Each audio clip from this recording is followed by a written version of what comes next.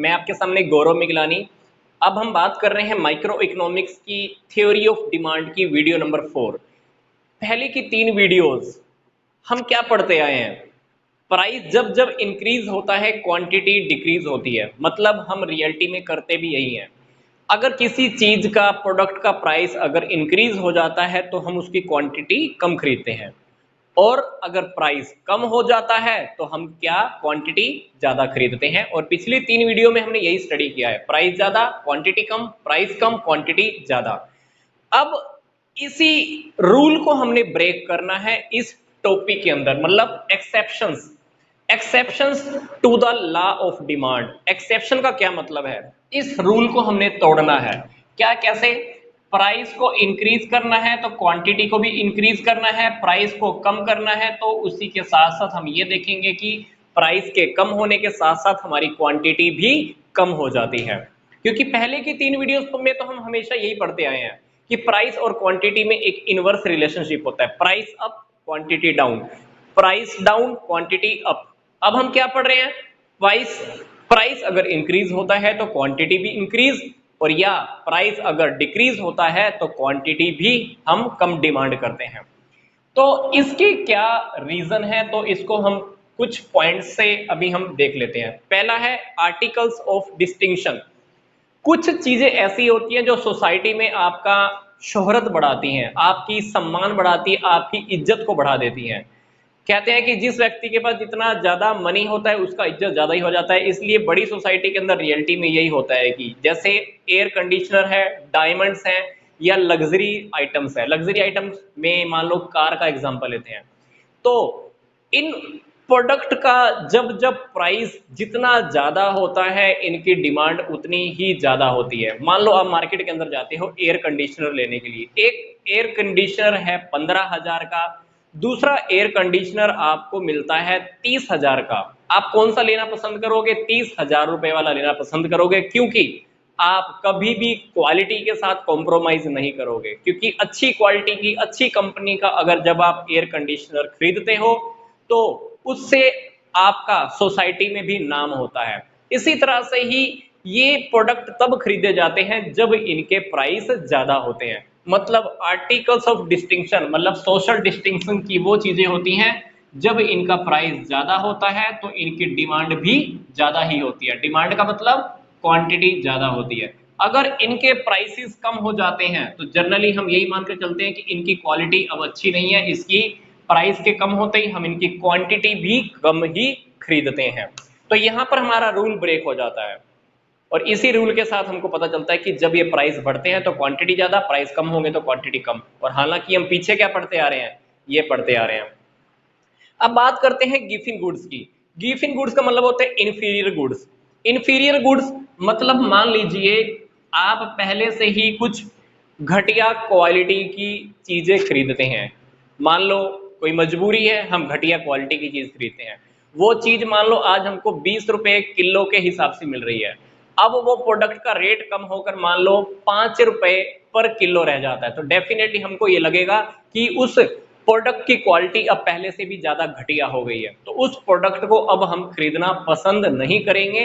तो इसीलिए जब गिफिन गुड्स के अंदर, जब मतलब इंफीरियर गुड्स के अंदर जब उन प्रोडक्ट का जब हम प्राइस और भी कम देखते हैं तो हम उसकी क्वांटिटी खरीदना या तो कम कर देते हैं या बिल्कुल बंद कर देते हैं। तीसरी बात आती है इरेशनल जजमेंट। इरेशनल जजमेंट का मतलब होता है तर्कहीन। हमको कोई फर्क नहीं पड़ता उस चीज का रेट बढ़ रहा है या कम हो रहा है, हमको बस इस बात से ही मतलब होता है कि हमको प्रोडक्ट खरीदना ही है। For example, law of demand fail. Law of demand fail cause because consumers जज the quality of the commodity by it price. Irrational judgement के अंदर क्या है? मान लीजिए हमारे पास 2 टाइप के प्रोडक्ट हैं, ऑर्गेनिक, नॉन ऑर्गेनिक। ऑर्गेनिक के अंदर हमको पता है कि चीनी आपको पता है कि 100 रुपए या 150 रुपए पर किलो के हिसाब से हमको मिलती है। नॉन ऑर्गेनिक के अंदर हमको पता है कि चीनी हमको नॉर्मल मार्केट के अंदर 30 रुपए या 40 रुपए पर किलो हमको मिल जाती है। पर जिस कंज्यूमर को पता है कि मैंने खानी ही ऑर्गेनिक चीनी है, ऑर्गेनिक चीज ही खानी है, तो डेफिनेटली इस प्रोडक्ट का रेट, इस चीनी का रेट अभी चाहे 200 रुपए पर किलो ही क्यों ना हो जाए, तो डेफिनेटली वो ऑर्गेनिक चीनी ही खाने वाला है, वो नॉन ऑर्गेनिक चीनी यूज नहीं करने वाला है। तो इरेशनल जजमेंट के अंदर एक कंज्यूमर कभी भी प्रोडक्ट की क्वालिटी के साथ कॉम्प्रोमाइज नहीं करता। प्राइस चाहे भले इंक्रीज हो जाए, उसको वही प्रोडक्ट हमेशा खरीदना होता है, क्योंकि हमको यही लगता है कि वो ऑर्गेनिक प्रोडक्ट की अगर प्राइस बढ़ गई है तो इसका मतलब है कि उसकी क्वालिटी भी इंक्रीज हो गई होगी, इसलिए उसी प्रोडक्ट को हम खरीदना पसंद करते हैं। तो वहां पर भी हमारा लॉ ऑफ डिमांड फेल हो जाता है। चौथी बार, वॉर एंड द इमरजेंसी। अब मान लो जैसे अभी लॉकडाउन का सिचुएशन हो, हम सबको पता है कि लॉकडाउन 15 तारीख से मान लो लॉकडाउन होने वाला था, या 1 तारीख से लॉकडाउन होने वाला था। सभी को पता था कि एक इमरजेंसी की सिचुएशन है। तो हमने क्या किया, चाहे किसी प्रोडक्ट का प्राइस कितना ही क्यों ना इंक्रीज किया हो, हमने फिर भी उस प्रोडक्ट को खरीदा है।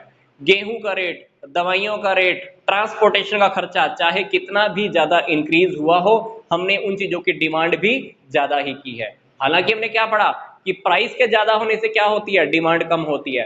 पर ये रूल ब्रेक हो जाता है वॉर एंड इमरजेंसी के टाइम पर। कुछ सर्विसेज का रेट लॉकडाउन के टाइम पर भी बहुत बड़ा है, प्राइस इंक्रीज हुआ है, पर फिर भी हमने उसको इमरजेंसी के टाइम पर ज्यादा खरीदा भी है।